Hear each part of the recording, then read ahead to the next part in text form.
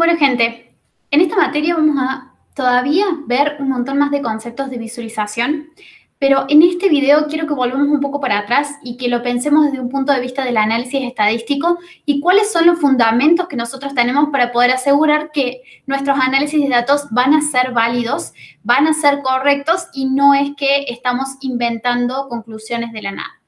Todo esto tiene mucho que ver con el concepto de inferencia estadística, que estudia este proceso de obtener conclusiones y luego lo que nos permite tomar decisiones de manera correcta. Y acá está lo más importante, ¿sí? Que las conclusiones que nosotros saquemos sean válidas. Vamos a estar hablando mucho más en otras clases sobre lo que son las pruebas de hipótesis y Vales nos va a explicar todo eso en profundidad.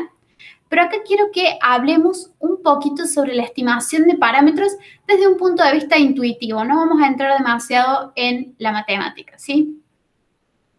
¿Y por qué necesitamos estimar parámetros o hablamos de estimaciones? Porque sabemos que existe esto que es la población y que no siempre tenemos acceso a ella y por lo tanto trabajamos con muestras, ¿sí? Por ejemplo, si nosotros queremos saber la altura promedio de toda la población argentina en el 2020, ¿sí? Nosotros esperamos un número tan bonito y representativo de Groot como esta hermosa galletita, nos encontramos con que medir a cada habitante de la Argentina es bastante costoso. Entonces vamos a tomar una muestra, vamos a medir esa muestra y el promedio que nosotros obtengamos a través de esa muestra va a ser tan representativo de Groot como estas hermosas galletitas que podría hornear cualquiera. Entonces acá entra esto de pensar que en realidad los datos que nosotros tenemos son una aproximación de lo que realmente queremos, que son los parámetros poblacionales.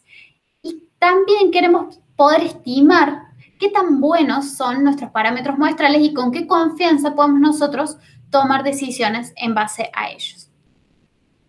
Entonces, para estimar estos parámetros hay dos grandes formas y en visualización en particular las vamos a estar usando en conjunto la mayoría de las veces, ¿sí? Tenemos la estimación puntual, en donde si nosotros queremos estimar una media poblacional, entonces vamos a utilizar un promedio muestral, ¿sí? Entonces, dadas una serie de muestras aleatorias a partir de una población con media mu, el promedio muestral va a tender a la media poblacional.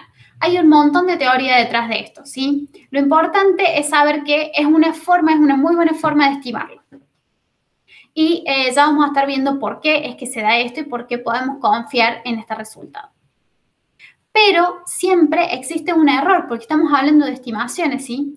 Y este error se puede medir como la diferencia entre el estadístico muestral que yo estoy obteniendo y el parámetro poblacional.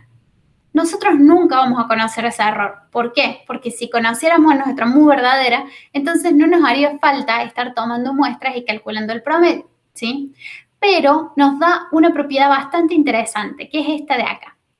La probabilidad de que nuestro error, de que el valor absoluto de nuestro error sea menor que un cierto número epsilon, que puede ser chiquito, va a tender a 1 a medida que n tienda a infinito, ¿sí? Y para los que no están tan cómodos con la notación matemática, ¿qué es lo que significa esto?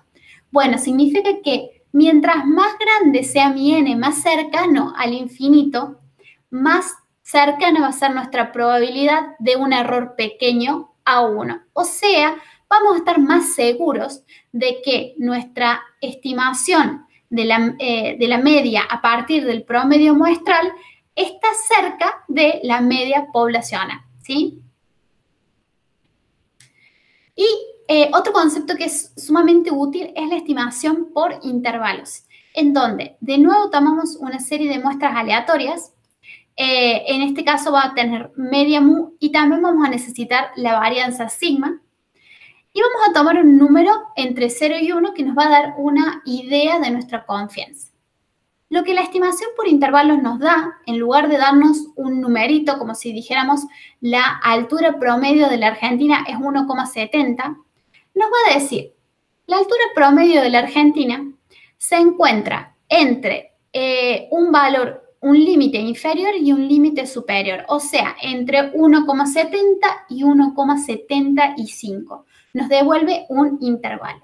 Y la propiedad que tenemos acá es que la probabilidad de que esto suceda es aproximadamente 1 menos alfa. Y también vamos a estar visitando por qué esto es cierto y cómo podemos nosotros calcular este numerito, este alfa y este L. Por suerte, todas las herramientas de visualización van a calcular ese L por nosotros, así que está bueno conocerlo en la teoría, pero en la práctica nosotros vamos a llamar una función y eso nos va a devolver nuestro intervalo. Ahora, para el caso del promedio en particular, como por el teorema central del límite estamos hablando de que los promedios muestrales siguen una distribución normal, ya vamos a ver qué significa eso. Este L tiene este valor, ¿sí? Es un Z por un sigma sobre la raíz cuadrada de n, o sea, del tamaño de mi muestra. ¿Y esto qué quiere decir? Fíjense que si n es mucho más grande, entonces L va a ser mucho más chiquito. Teniendo en cuenta que esto es una raíz cuadrada, así que la proporción no es directamente lineal. Pero mientras mayor sea nuestra muestra, más pequeño va a ser nuestro intervalo alrededor de nuestro promedio muestral, ¿sí? Entonces, con esto vamos a tener un poco más de seguridad sobre el valor de este promedio muestral con respecto al valor del estimador del parámetro poblacional. ¿Y cómo interpretamos esto? Bueno, no es la probabilidad de que mu esté en el intervalo es igual a 1 menos alfa. No, para nada. Es así. Supongamos que alfa es 0,02, ¿sí? Entonces, vamos a decir que con un nivel de confianza del 98%, ¿sí? O sea, 1 menos 0,02 es 0,98, los multiplicamos por 100 y nos da el nivel de confianza. Si nosotros repetimos este experimento muchas veces, aproximadamente en un 98% de esas veces, el parámetro mu va a caer adentro de este intervalo que hemos calculado. Eso no nos dice nada sobre si mu está o no dentro del intervalo, ¿sí? Nos dice que si repitiéramos el experimento, podríamos en un 98% de las veces obtener el resultado que deseamos, ¿sí? Es un poco muy sutil la diferencia entre estos conceptos, pero es importante que empecemos a prestar mucha atención a este tipo de detalles porque son los que después nos permiten validar nuestros resultados, ¿sí? La clase que viene vamos a hacer con esto, pero en el próximo video vamos a empezar a ver cómo es que las herramientas de visualización calculan estos estimadores puntuales y cómo nos muestran también los estimadores por intervalos.